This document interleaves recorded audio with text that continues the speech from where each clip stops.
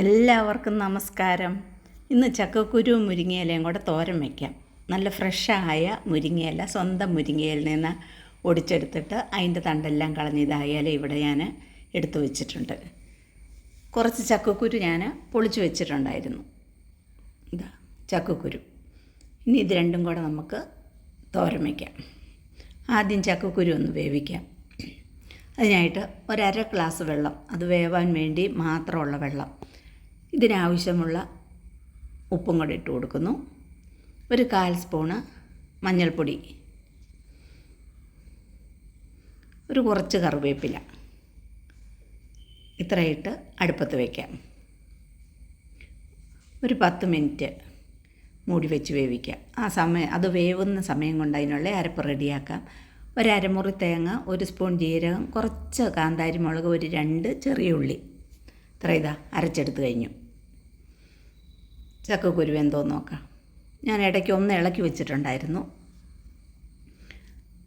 ലേശം വെള്ളമുണ്ട്, അത്രയും വെള്ളം വേണം. കാരണം നമ്മൾ മുരിങ്ങയില ഇട്ട് അരപ്പ് ഇട്ട് കഴിയുമ്പോൾ അത് ഒന്ന് ആവി കയറി വരാനുള്ള വെള്ളമേ ഉള്ളൂ. ഇതാ ചക്കക്കുരു വെന്തിട്ടുണ്ട്.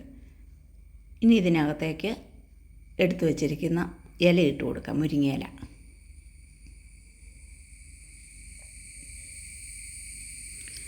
മുരിങ്ങയില ഇട്ട് കഴിഞ്ഞാൽ പെട്ടെന്ന് തന്നെ അത് വെന്ത് കിട്ടും. ഒന്ന് ആവി കയറിയാൽ മാത്രം മതി. അരച്ച് വെച്ചിരിക്കുന്ന അരപ്പും കൂടെ ഇട്ട് കൊടുക്കുന്നു. ഒരു 2 മിനിറ്റ് ഒന്ന് മൂടി വെച്ചാൽ മതി. പെട്ടെന്ന് തന്നെ അത് ആവി കയറി വെന്തിരിക്കും.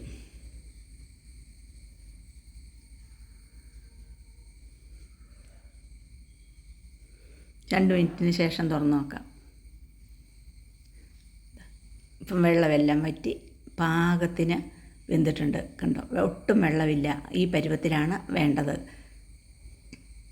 ഇനി ഇത് വെള്ളത്തോടു കൂടി ഇങ്ങനെ കുറച്ച് ലൂസായി എടുക്കേണ്ടവർക്ക് അങ്ങനെ എടുക്കാം. എങ്ങനെ വേണേലും ഈ തോരൻ ഇഷ്ടം ഓരോരുത്തരുടെ ഇഷ്ടം അനുസരിച്ച് ചെയ്തെടുക്കാം. അപ്പോൾ ഇതാ നല്ല സുന്ദരമായ മുരിങ്ങയിലയും ചക്കക്കുരുവും കൂടെ ഇവിടെ റെഡിയായിട്ടുണ്ട്. ഇനി ഇതിന് കടുക് പൊട്ടിച്ചൊഴിക്കാം. ഒരു പാൻ അടുപ്പിൽ വെച്ചിട്ട് ഒരു 2 സ്പൂണ് വെളിച്ചെണ്ണ, എണ്ണ ചൂടായി കഴിഞ്ഞപ്പോൾ 1 സ്പൂണ് കടുകിട്ട് പൊട്ടിയതിന് ശേഷം ഇതിലേക്ക് ഒരു 3 വറ്റൽമുളക് ഇട്ട് കൊടുക്കുന്നു. ഒരു സവാള അരിഞ്ഞത് ചെറുതായിട്ട് അരിഞ്ഞതും കൂടെ ഇനി ഇട്ട് കൊടുക്കുന്നു. സവാള നന്നായിട്ടൊന്ന് മൂത്ത് വരണം. അതിന് ശേഷം ഒരു ക്യാരറ്റിൻ്റെ പകുതി അരിഞ്ഞ് ഞാൻ വെച്ചിട്ടുണ്ട്. കണ്ടോ, സവാള ഇതുപോലെ മൂത്ത് വരണം.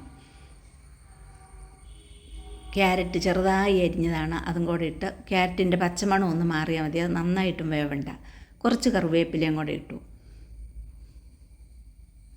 ഇനി ഇതിനകത്തേക്ക് വേവിച്ച് വെച്ചിരിക്കുന്ന ചക്കക്കുരു മുരിങ്ങയിലയും കൂടെ ഇട്ട് ഇളക്കിയാൽ നമ്മുടെ കറി ഇവിടെ റെഡി ആയിട്ടുണ്ട്. നല്ല സുന്ദരമായ കറിയാണ് ഇങ്ങനെ വെച്ചാൽ. മുരിങ്ങയില ഉള്ളപ്പോൾ നമ്മൾ ചക്കക്കുരു, ചക്കയുടെ സീസൺ ആകുമ്പോൾ എല്ലാവരും വെക്കുന്ന ഒരു കറിയാണ് ഇത്. മുരിങ്ങയില ചക്കക്കുരും കൂടെ അങ്ങനെ അടിപൊളി മുരിങ്ങയില ചക്കക്കുരു തോരന് ഇവിടെ റെഡി ആയിട്ടുണ്ട്. നിങ്ങൾ എൻ്റെ ഈ വീഡിയോ കണ്ടിട്ട് ലൈക്ക് ചെയ്യാനും ഷെയർ ചെയ്യാനും സബ്സ്ക്രൈബ് ചെയ്യാനും മടിക്കരുത്. വീണ്ടും പുതിയ വീഡിയോ ആയിട്ട് കാണാം. Thank you.